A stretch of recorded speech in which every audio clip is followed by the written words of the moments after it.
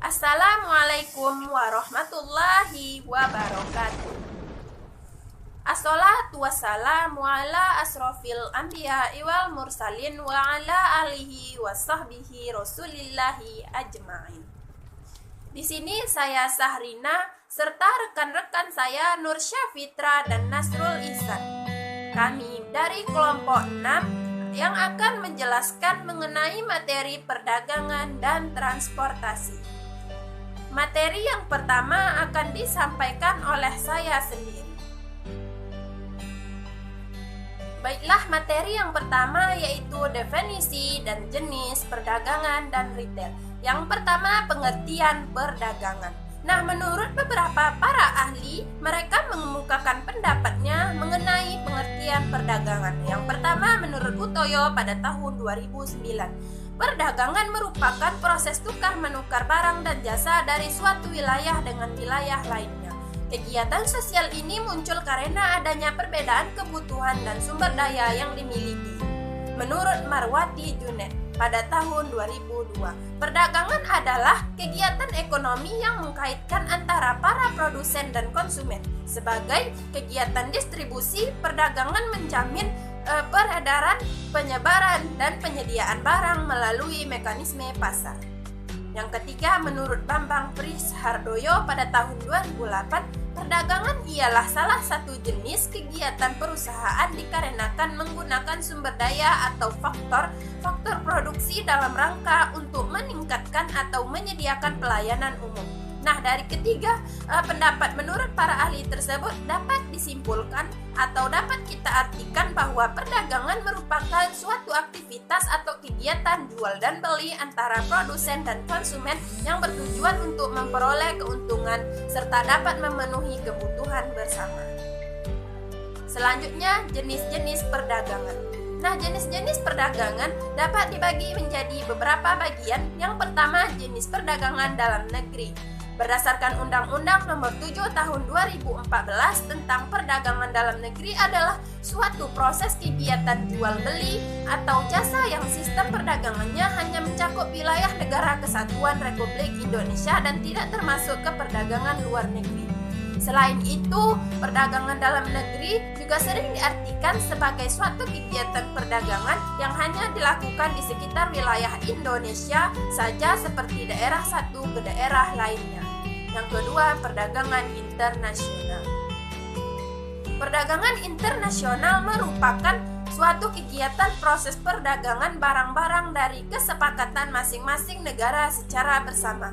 Tujuan perdagangan internasional ialah untuk mendapatkan manfaat perdagangan yang akan menambah pendapatan dari suatu negara. Perdagangan internasional akan melakukan transaksi jual beli dengan negara lain. Selanjutnya, pengertian retail. Pengertian retail, perkembangan dunia bisnis belakangan ini mendukung perkembangan bagi para retailer yang berada di pasar, terutama pada retailer besar. Meningkatnya tingkat konsumsi dan hasrat berbelanja masyarakat membuat industri semakin dilirik oleh para pelaku bisnis. Retail adalah suatu penjualan dari sejumlah kecil komoditas kepada konsumen. Retail berasal dari bahasa Perancis yang diambil dari kata retailer yang berarti memotong menjadi kecil-kecil. Ada beberapa para ahli mengemukakan pendapatnya mengenai definisi retail. Ada menurut Levy dan Wedge, retailing adalah satu rangkaian aktivitas bisnis untuk menambah nilai guna barang dan jasa yang dijual kepada konsumen untuk konsumsi pribadi atau rumah tangga. Yang kedua, menurut Berman dan Evans, retailing merupakan suatu usaha bisnis yang berusaha memasarkan barang-barang dan jasa kepada konsumen akhir yang menggunakannya untuk keperluan pribadi dan rumah tangga. Yang ketiga, menurut Kotler, retailing ialah penjualan eceran meliputi semua aktivitas yang melibatkan penjualan barang atau jasa pada konsumen akhir untuk dipergunakan yang sifatnya pribadi bukan bisnis. Yang ketiga, menurut Gilbert, retail adalah semua usaha bisnis yang secara langsung mengarahkan kemampuan pemasarannya untuk memuaskan konsumen akhir berdasarkan organisasi penjualan barang dan jasa sebagai inti dari distribusi. Baiklah, materi yang selanjutnya akan disampaikan oleh rekan saya, Nur Syafitra. Kepada Nur Syafitra dipersilahkan. Assalamualaikum warahmatullahi wabarakatuh. Saya Nur Syafitra akan menjelaskan materi bagian jenis-jenis retailing. Sebelumnya, pengertian retailing sudah dibahas oleh Sarina. Kali ini saya akan membahas jenis-jenisnya. Kloter mengklasifikasikan pengecer berdasarkan limit produk yang mereka jual tahun 1997, yaitu pengecer toko store retailing. Yang termasuk dalam kategori ini adalah 1. Special store atau toko khusus, 2. Toko serba ada, department store, 3. Toko kebutuhan sehari-hari, convenience store, 4. Pasar swalayan atau supermarket, 5. Toko diskon, discount store, 6. Pengecer potongan harga, off-price retailers, 7. Toko super atau superstore, dan yang terakhir yaitu 8. Ruang pamer katalog atau katalog showroom.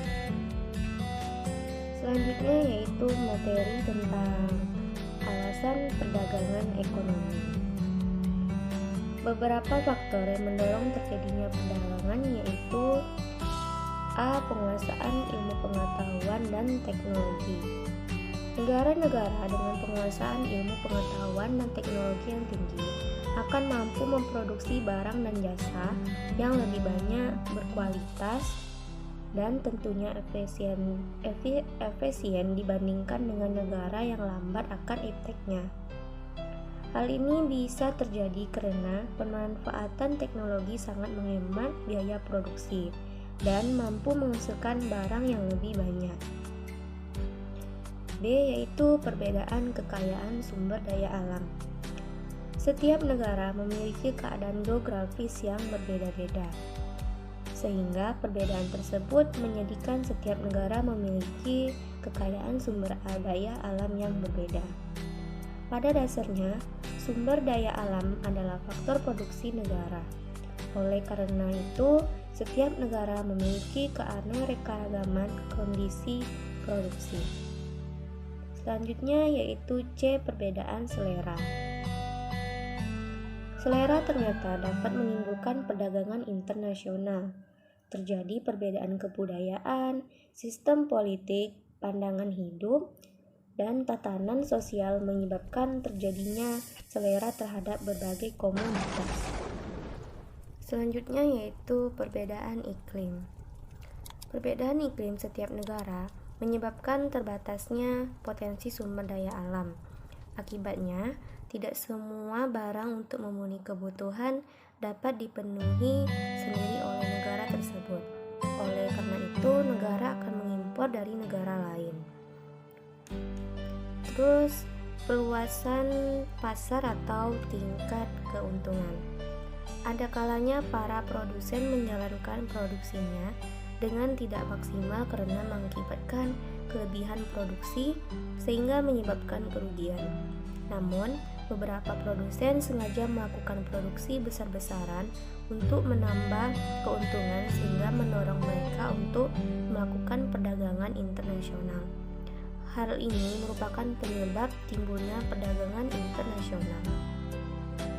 Alasan perdagangan ekonomi yang terakhir yaitu kelebihan atau kekurangan produk suatu negara.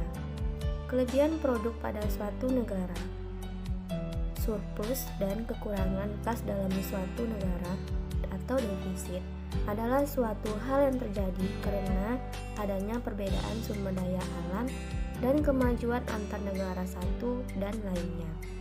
Terjadinya surplus menyebabkan negara yang bersangkutan akan menjual hasil produksinya ke negara lain.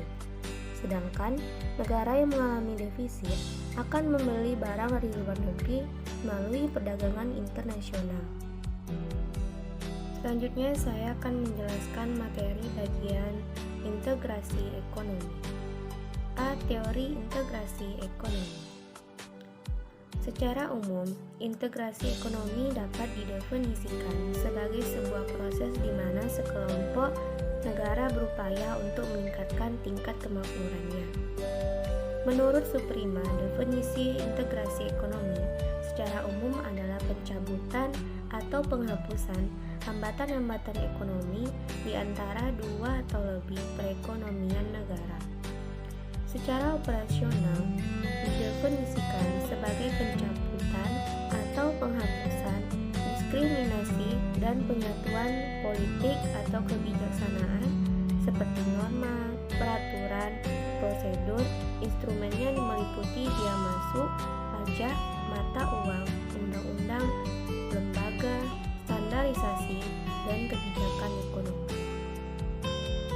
Selanjutnya akan dijelaskan oleh Nasrul Ihsan. Assalamualaikum warahmatullahi wabarakatuh. Saya Nasrul Ihsan akan melanjutkan materi dari Nur Syapitra, yaitu proses terjadinya integrasi ekonomi. Pembagian proses terjadinya integrasi ekonomi terbagi atas 5 macam, yaitu 1. Free to day area atau FTA, 2. Comex Union atau CU, 3. Common Market atau CM, 4. Economic Union atau EU, 5. Total Economic Integration atau TEI. Selanjutnya, urgensi perdagangan. Urgensi perdagangan adalah suatu yang mendorong kita atau memaksa kita untuk segera dilaksanakan atau ditindaklanjuti dalam konteks perekonomian suatu negara. Contohnya adalah salah satu wacana yang menonjol mengenai pertumbuhan ekonomi, pengangguran integrasi, atau kenaikan harga barang-barang secara bersamaan, kemiskinan permanen, dan kekurangannya pendapatan penduduk, dan lain-lain sebagainya. Transportasi. Efisiensi sistem transportasi menjadi daya tarik investasi maupun menjadi suatu dalam penentuan harga komoditi yang kompensatif bagi penduduk dalam negeri, baik konsumsi domestik maupun ekspor. Contohnya, wisatawan akan semakin mengunjungi suatu negara karena transportasi di negara tersebut telah memadai, sehingga para turis tersebut atau para pelancong tersebut bisa menuju tempat-tempat yang telah direncanakan olehnya. Sedangkan kalau transportasinya kurang bagus, otomatis para wisatawan akan berpikir 2 kali untuk mengunjungi tempat tersebut, sehingga efisiensi dari pertumbuhan ekonomi akan semakin rendah jika transportasinya tidak memadai.